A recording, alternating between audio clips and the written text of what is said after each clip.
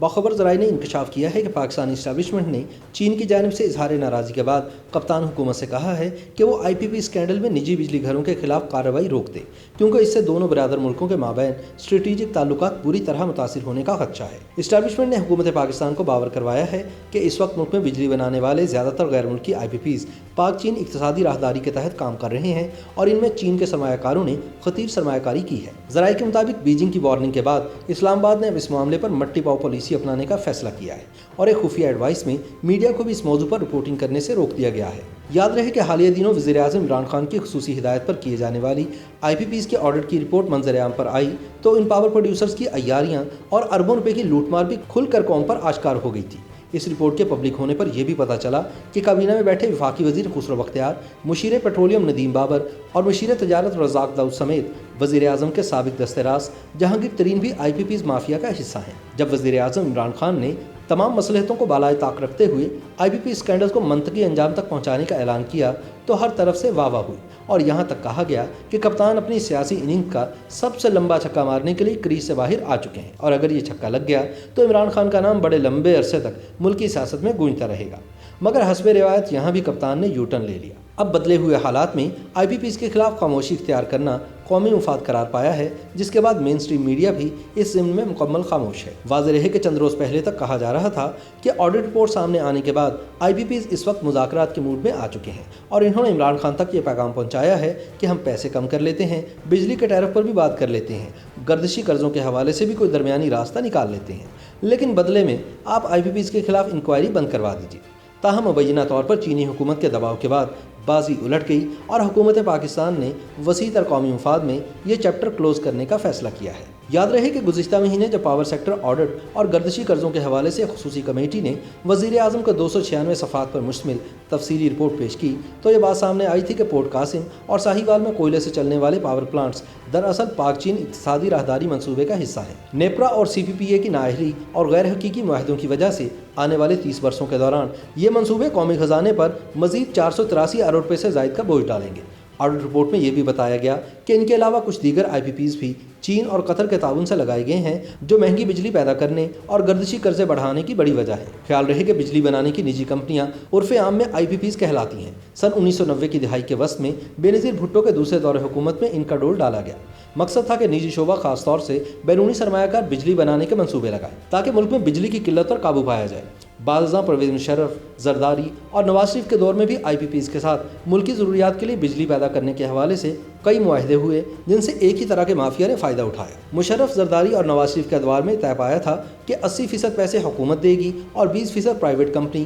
یعنی آئی P Ps لگائے گی۔ اس کے علاوہ ان کمپنیز کا ہر سال فورنزک آڈٹ کرنے، تیل کی کھپت کا اندازہ لگانے اور بجلی کا ٹیرف طے کرنے کے حوالے سے لے کر مشینیں خریدنے تک کے معاہدے سے متعلق ایس او پیز بنائے گئے۔ تاہم بعد ازاں یہ معاہدے صرف آئی پی پیز کے حق میں ہی بہتر ثابت ہوئے اور پاکستان کے شہریوں کو مہنگی ترین بجلی ملتی رہی، یہاں تک کہ تحریک انصاف کی حکومت آ گئی اور اپریل سن 2019 میں نیب کو حکم دیا گیا کہ وہ سب سے پہلے میاں منشا کے پاور پلانٹ کی تحقیقات کرے، جن کو کہ نواز شریف کا قریبی آدمی سمجھا جاتا ہے۔ ابتدائی تحقیقات میں یہ بات سامنے آئی کہ پاور پلانٹ نے ہیر پھیر سے کام لیا، پیداوار کم رہی، تیل کی مقدار زیادہ بتائی گئی، حکومت سے 100% تیل لے کر آئی پی پیز مہنگی بجلی بناتے رہے۔ آئی پی پی سے ہونے والے معاہدے میں یہ طے پایا تھا کہ انہیں منافع پاکستانی روپوں میں دیا جائے گا، تاہم بعد میں آئی پی پیز نے حکومت پر دباؤ ڈال کر منافع کو ڈالرز میں بدل دیا۔ یوں 15 سال میں ڈالر کی قیمت 2 گنا ہوگی اور آئی پی پیز کا منافع بھی ڈبل ہو گیا۔ اس گھن چکر کا نتیجہ یہ نکلا کہ جنوبی ایشیا کے تمام ممالک کے مقابلے میں پاکستان میں بجلی مہنگی ہو گئی، جس کی وجہ سے ملک میں کارخانے چلانا مشکل ہوتا گیا